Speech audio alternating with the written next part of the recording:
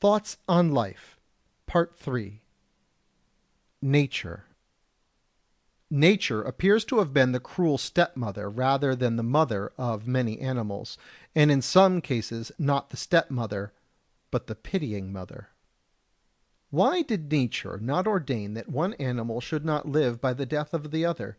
Nature, being inconstant and taking pleasure in continually creating and making lives and forms, because she knows that her earthly materials are thereby augmented, is more willing and swift to create than time is to destroy, and so she has ordained that many animals shall feed on each other.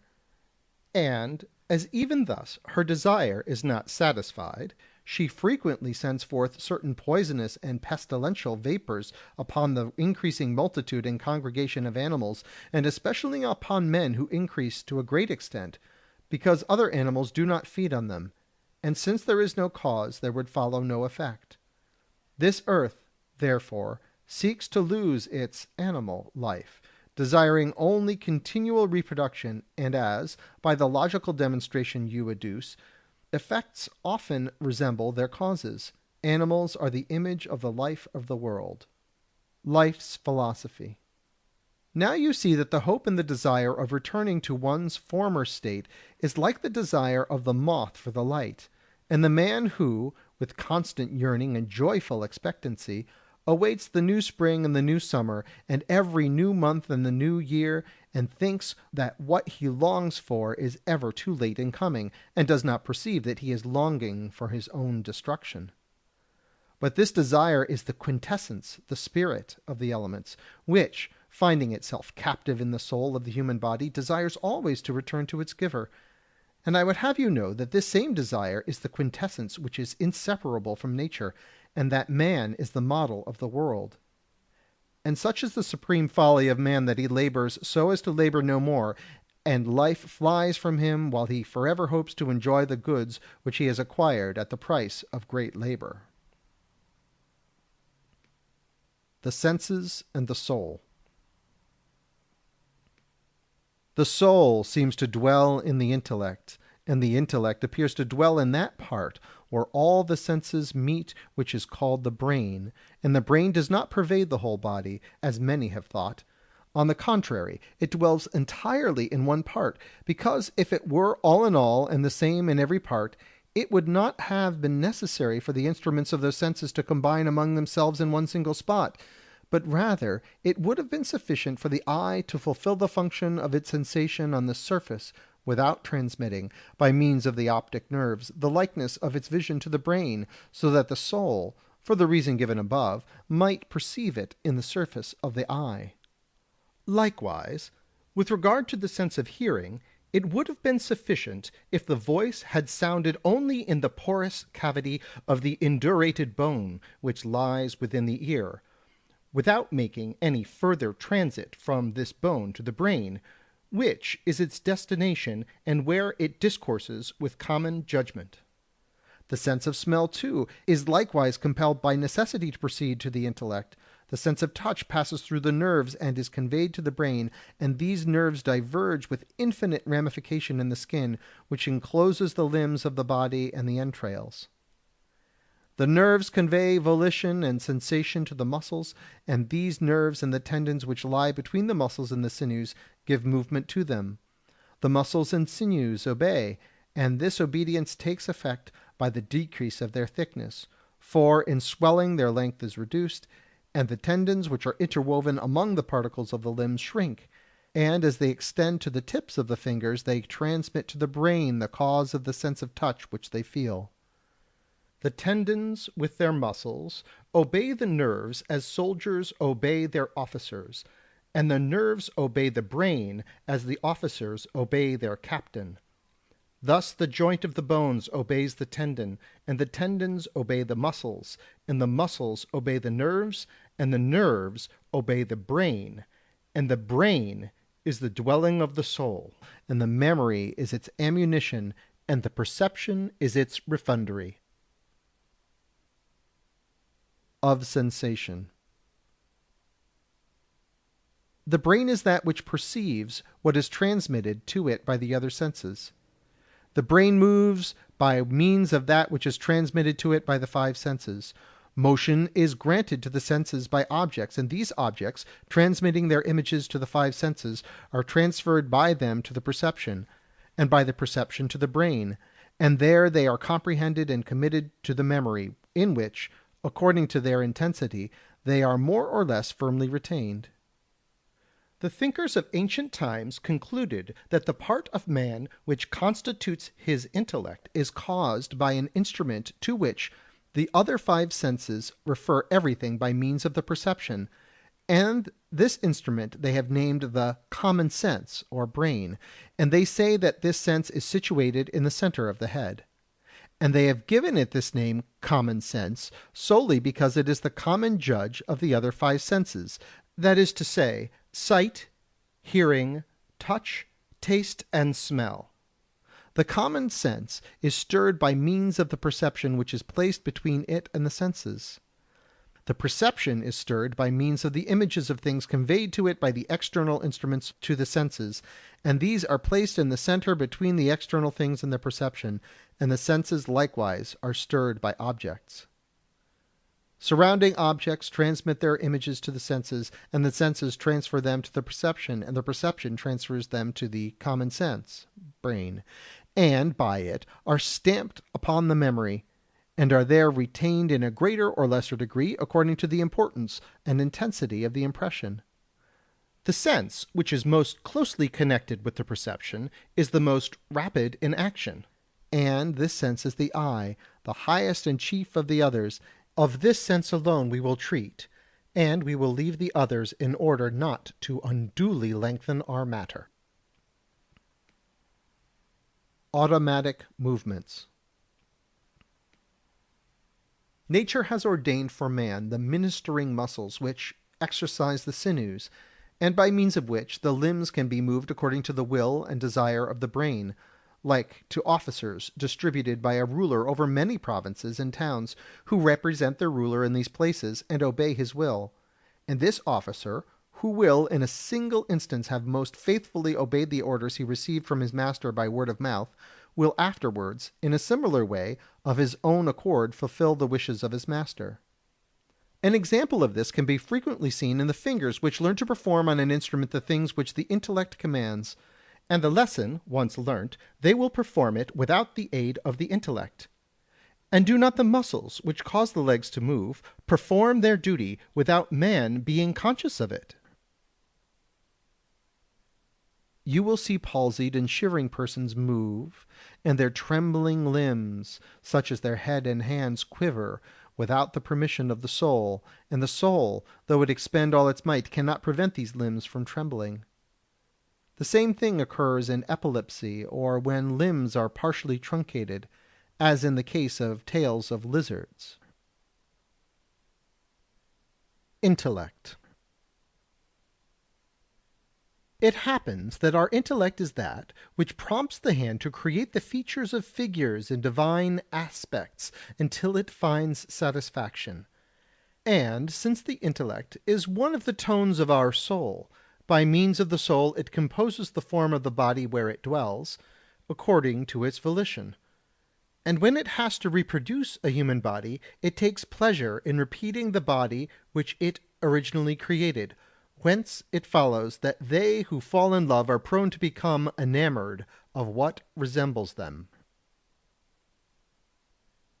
Of the senses.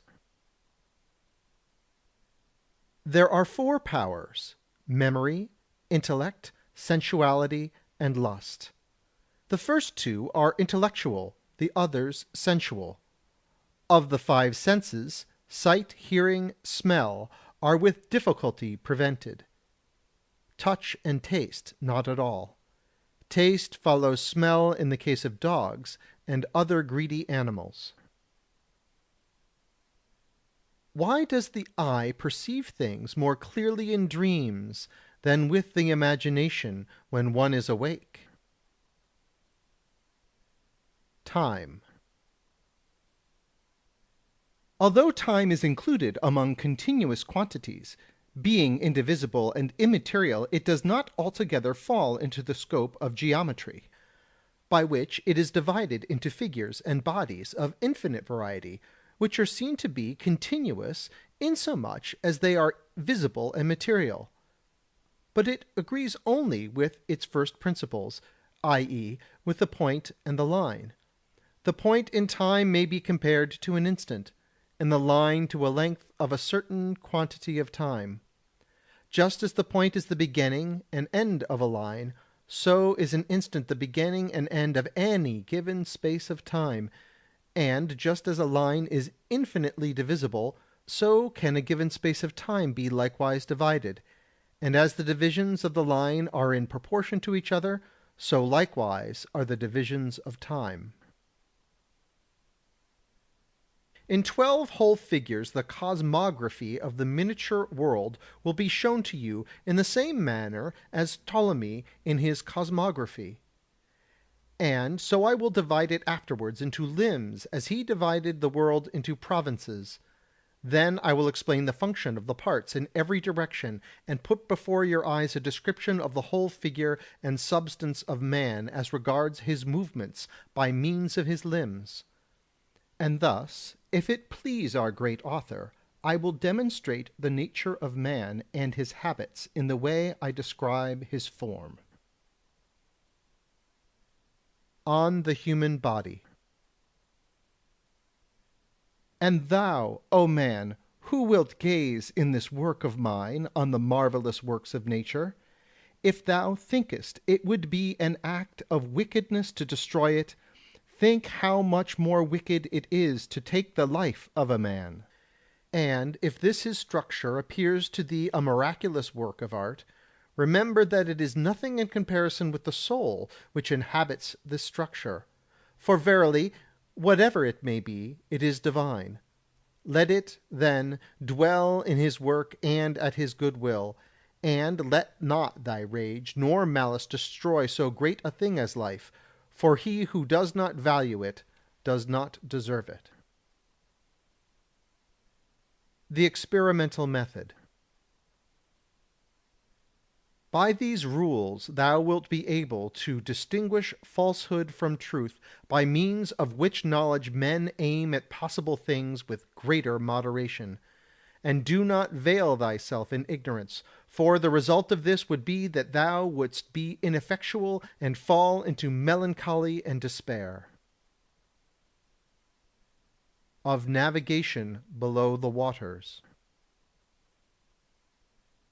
How, by the aid of a machine, many may remain for some time under water, and how and why I do not describe my method of remaining under water and of living long without food, and I do not publish nor divulge these things by reason of the evil nature of man, who would use them for assassinations at the bottom of the sea, and to destroy and sink ships, together with the men on board of them, and, notwithstanding, I will teach other things which are not dangerous.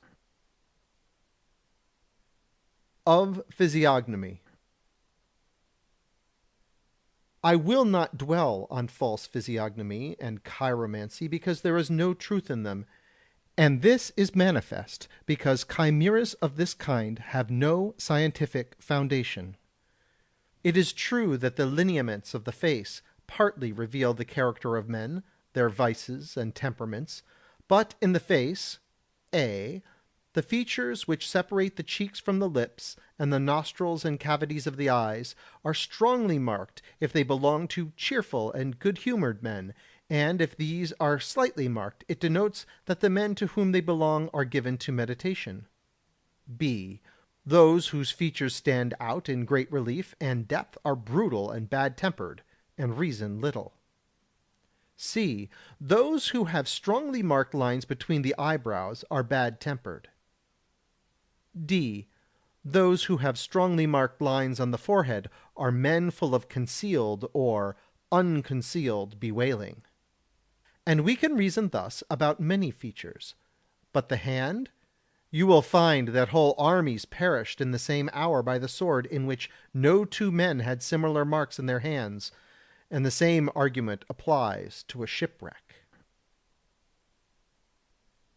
Of pain. Nature has placed in the front part of man, as he moves, all those parts which, when struck, cause him to feel pain, and this is felt in the joints of the legs, the forehead, and the nose, and has been so devised for the preservation of man, because if such pain were not felt in these limbs, they would be destroyed by the many blows they receive.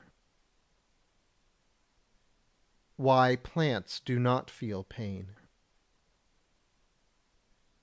While nature has ordained that animals should feel pain in order that the instruments which might be liable to be maimed or marred by motion may be preserved, plants do not come into collision with the objects which are before them, whence pain is not a necessity for them, and therefore when they are broken they do not feel pain as animals do.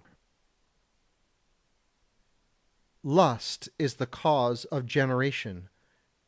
Appetite is the support of life. Fear or timidity is the prolongation of life. Pain is the preserver of the instrument of the human frame. Fear. Just as courage is the danger of life, so fear is its safeguard. Body and soul. Let him who wishes to see how the soul inhabits its body observe what use the body makes of its daily habitation. That is to say, if the soul is full of confusion and disorder, the body will be kept in disorder and confusion by the soul. The soul can never be corrupted with the corruption of the body, but it is like the wind which causes the sound of the organ, and which ceases to produce a good effect when a pipe is spoilt. End of section 3.